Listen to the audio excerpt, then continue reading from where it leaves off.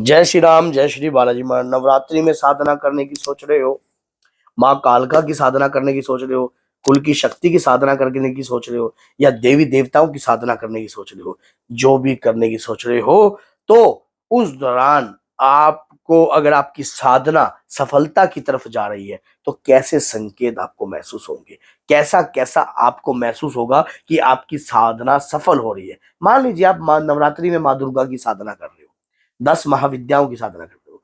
जब व्यक्ति साधना करता है ना, तब याद रखना, साधना करते करते करते ही उसको सिद्धि की प्राप्ति होती है। और जब सिद्धि की प्राप्ति होती है तो अलग अलग प्रकार के सिम्टम्स, अलग अलग प्रकार के संकेत उनको प्राप्त होते हैं। तो ये संकेत किस प्रकार से होते हैं, आज की इस वीडियो में आपको पता लग जाएगा। आपको ये पता लग जाएगा कि जब हम अपने देवता की साधना कर रहे होते हैं तो हमें कैसे कैसे संकेत आते हैं। तो अगर वीडियो अच्छी लगती है तो लाइक करना मत भूलना और चैनल को सब्सक्राइब करना मत भूलना, ताकि हर नोटिफिकेशन आप तक आसानी से पहुंच जाए वीडियो की।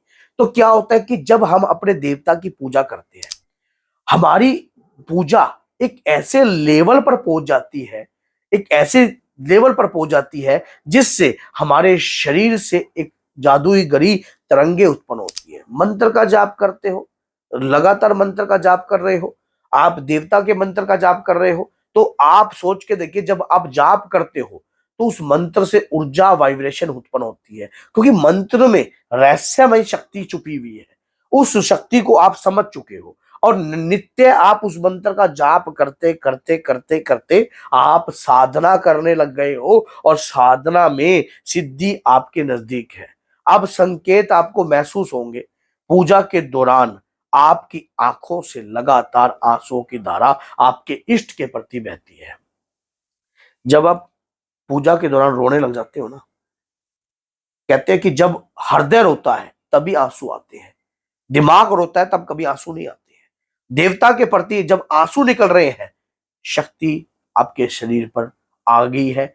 माँ दुर्गा के तत्व आपके शरीर पर उत्पन्न होने लग गए हैं। माँ दुर्गा की कृपा आपके शरीर पर आ चुकी है।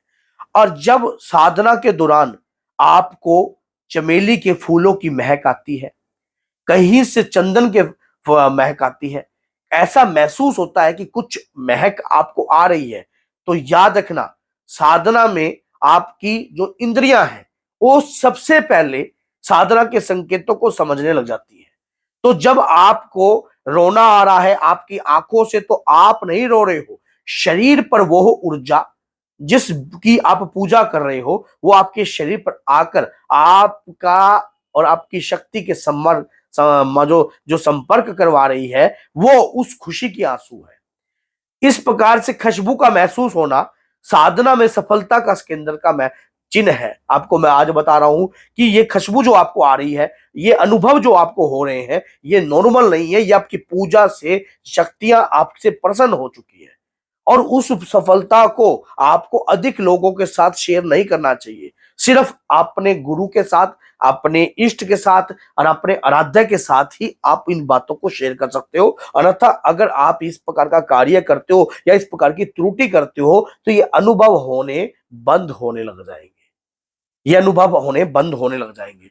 शरीर का कोई अंग लगातार हिलने लग गया है, ऐसे पूजा के दौरान इस प्रकार से शरीर का, आपके शरीर की बाहें वाइब्रेशन उत्पन्न हो रही है बॉडी में, ये पूजा के दौरान हो रही है। शक्ति शरीर पर आ रही है, शक्ति का वास हो रहा है शरीर के ऊपर, शरीर के ऊपर एनर्जी आने लग गई है, मंत्र की शक्तियां प्रकट होने लग गई है। लगातार जो प्रयास कर रहे थे उसके साथ ही तो ये कार्य बड़ा है आपकी बॉडी के ऊपर। लगातार जो आप पूजा पाठ कर रहे हो, आपकी बॉडी के अंदर अलग अलग प्रकार की मतलब महसूस होता है आपको कि कोई है जो मेरे शरीर पर है। पूजा के दौरान और जब आप मंत्र का जाप कहीं भी करते हो, किसी भी क्षेत्र में जाते हो, कहीं होटल में बैठे हो, कहीं भी कर रहे हो, आपको वो अटैचमेंट महसूस होते हैं। आपके आज्ञा चक्र पर एक अलग सा खिंचाव महसूस होता है। ये साधना में सफलता का चिन्ह है। जो साधना आप माँ दुर्गा की कर रहे हो उसमें सफलता का चिन्ह है।